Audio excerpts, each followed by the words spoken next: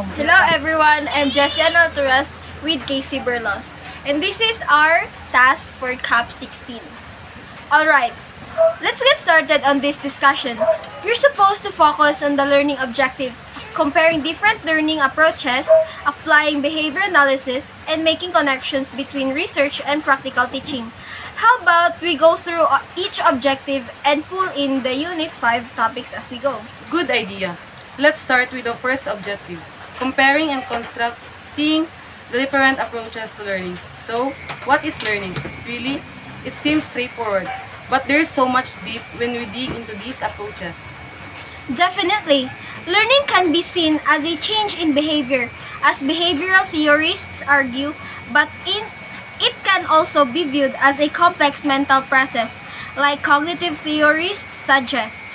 Each approach, behavioral, social cognitive, information processing, cognitive constructivist, and social constructivist, adds a unique perspective on what learning actually involves. That's a great summary.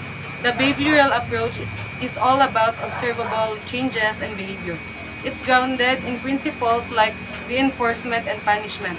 For example, using rewards for completed tasks to encourage good study habit. Skinner's operant conditioning is a big part of this, right? Exactly.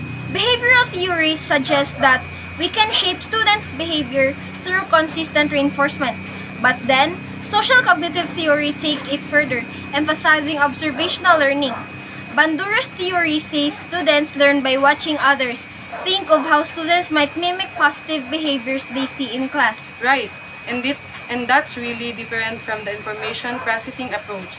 This one treats learning as a system of processing, storing, and retrieving information, kind of like a computer. In class, teachers can help by chunking information into manageable bits, like breaking down a math problem step by step. And then we have cognitive constructivism, where learning is about building knowledge about through experience. Piaget's work emphasizes that students actively construct their own understanding. Teachers can support this by giving students hands-on experiences. Which brings us to social constructivism, based on Vygotsky ideas. This approach sees learning as a social process, often happening within the zone of proximal development. In classrooms, this might look like group projects where students learn from one another with teacher guidance. I think that really captures the variety. Each approach has a unique way of seeing learning and has different classroom applications. Behavioral theories might lead to reward systems. Social cognitive theory could inspire peer learning. And constructivist approaches focus on hands-on collaborative learning. Exactly. And it's on us as future teachers to decide which approach works best for each situation. Now, on the second objective, applying behavior analysis and teaching. How do we use behavior analysis across subjects to address diverse learning needs? I think behavior analysis gives us practical tools, reinforcement, shaping, and even behavior tracking.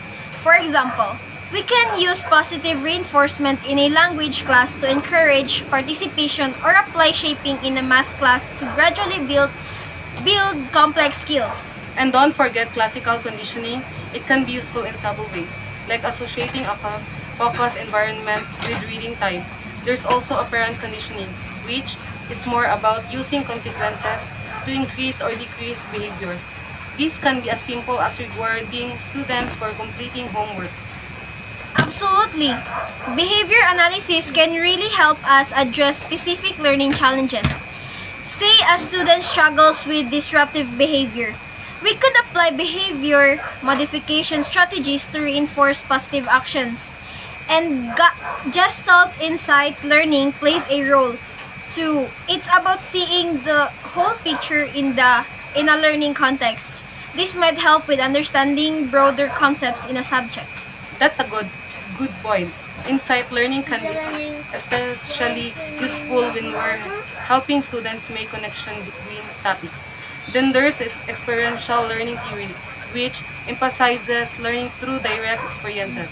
This is really hands-on and could apply well to subjects like science or social studies. I agree. Kolb's experiential learning cycle encourages us to let students reflect on experiences, think through them, and apply what they've learned. It's a more holistic way to teach, especially when you're dealing with complex real-world issues. Now, we're on to the last objective, connecting behavioral learning theories with developmentally appropriate teaching approaches. This one's big.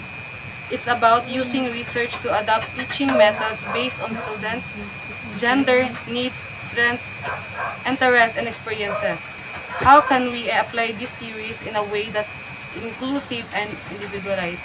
Current research gives us some good guidance. For example, studies suggest that behavioral approaches like reinforcement can help younger students with routine tasks, while older students may benefit more from cognitive and social learning strategies. And tailoring methods based on students' interests and strength is key. Let's say you have a class with some students who love storytelling. You could use social constructivism, having them create group projects that let them share stories. Or for students who thrive with structure, a behavioral approach might work better. Yes, and it's also about adapting to their needs and experiences.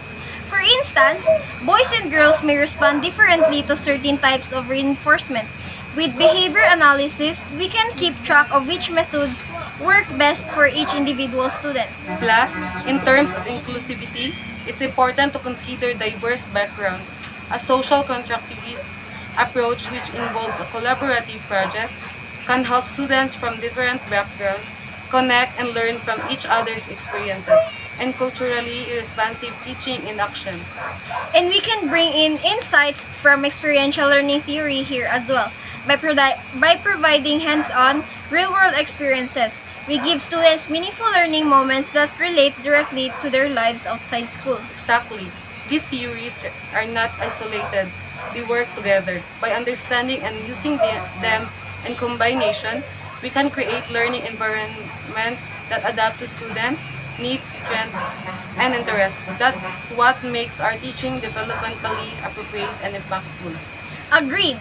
And applying research to this means we're not just choosing theories randomly. We're aligning our methods with proven strategies that cater to diverse learners. It's really motivating to see how these theories can make a difference. By blending them fully, we're setting up our students for success, no matter their background or learning style. Exactly. It all comes down to being flexible, responsive, and open to trying different approaches. Great discussion, guys. I think we're getting closer to understanding how these learning theories really work in practice.